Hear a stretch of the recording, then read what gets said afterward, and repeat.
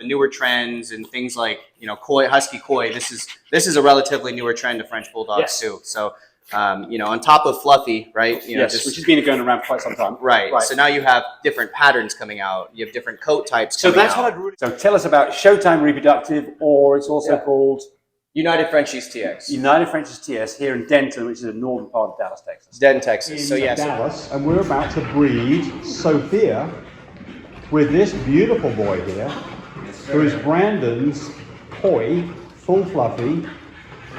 Merle? So yeah, owned by Highfalutin Frenchies and United Frenchies TX. He's a Koi, black and tan, so that means he's a husky with Merle.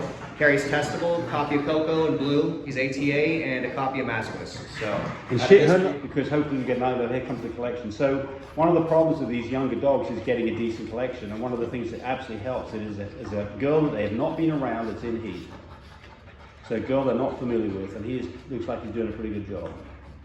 Oh, he loves this part of his job. I recommend. Well, here is looks nice, doesn't it? That's absolutely 1.5 to 2 mLs of semen. Looks nice and cloudy. And we'll take a look at it. Yeah, good stuff. There it is. Yeah, there we go. Yes, looking good, isn't it? It's great. Lots of activity. Looks very nice. Good job. Okay. Can't be any bit of an air bubble there. Right, so you see that it's got to be a known volume with the full all the way up to the top. Filled all the way, so I got just a little bit more. And I'm being very, so that is 84 million per ml. There you go. Total we got 2 mils, we got 170. Yeah. So that's for a young dog, I'd say that's pretty good. I would use it. Yeah, absolutely. So, exciting day for me because I'm here with my buddy Brandon at Showtime Reproductive, and we just bred to The one and only Koi Grams. Yes. Isn't he gorgeous? So tell us about him. So Koi Grams comes from a teddy daughter bred to high haters. So a lot of pedigree in this dog. You got names like Shaq, Bear, Teddy Grams, High Haters, and Jay-Z. So a lot of big names, you know, in their own respective lanes. So a lot went into making this one dog. And so what I like about him as well is great pedigree. Yeah.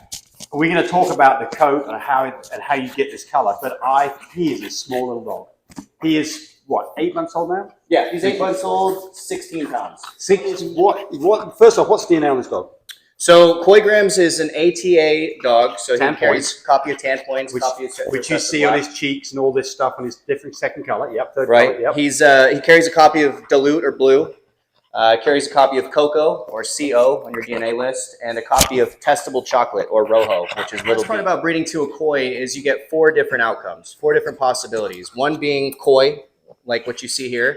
One being husky, which is essentially this, but without the white patches on his body. And you could also get just a standard Merle, which is, you know, without the husky pattern, or you could get just a solid dog or a tan pointed dog out of this breeding. So 4 different outcomes, 1 breeding. Most people call it the new Merle. You know, I've heard that's tossed around multiple times. And so you see, if I look at this dog and I didn't know anything about Kois, I'd say, is that a pied? But there's no pied in here at all, is there? No, he's NN. But typically, you know, pied dogs are very white because he's got this really white dog, which is part of the Merle coming out. And by the way, you know, you talk about Kois because Kois are the Japanese goldfish. Yeah. And they look just like this, don't they? The patterns, the coloring above the eyes, all of this stuff. You know, when you look at this dog and somebody said that's a Koi, it's like, well, that makes sense. It truly looks like a Koi. Looks like a Koi. It's very cool. Yeah. All so one of the things that I like the most about him, just to kind of, you know, look at him and pick him apart, right? So the tan cheeks on the white contrast. Yes. So for me, that was such a desirable trait. Yes. And so we tried to research and figure out how or why this happened and is it repeatable? Because, you know, truly I haven't seen very many Kois that have really dark piercing, you know. Does he have a tan on his body? And he doesn't, does he? It's more white than and tan like that. He gets a little bit on his forepaws, but not a lot because the white kills it out. There it is a little bit. Yeah, okay. Yes. Right. So, AT-AT? So yeah, he's ATA. So what gives him that pattern on his face is that he's big E, little e. So he's maskless with a copy of Crane. So that's the only way you're going to be able to get those nice big E, you wouldn't get it? You could also get it that way as well. Okay. Yeah. So as long as little EM. Yeah, it has to be maskless. You just don't want a big EM in there anywhere. You couldn't have a copy of mask. Once you have mask, the white will cover the. Yes, and from my experience, just a single copy of EM produced a maskless dog.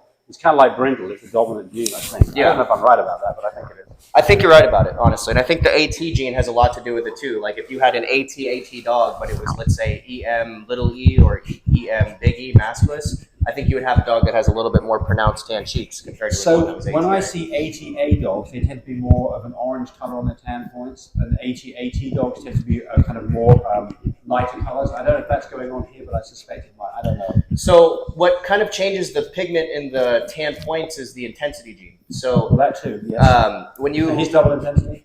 so he's double intensity, but his level of intensity is higher. So he's like an 8 to 9. So this is something you just told me about today that I didn't know about. To me, you go to animal genetics, you have an intensity test done, and he comes back either it's there or it's not. One copy, two, or none. But there's more to it than that.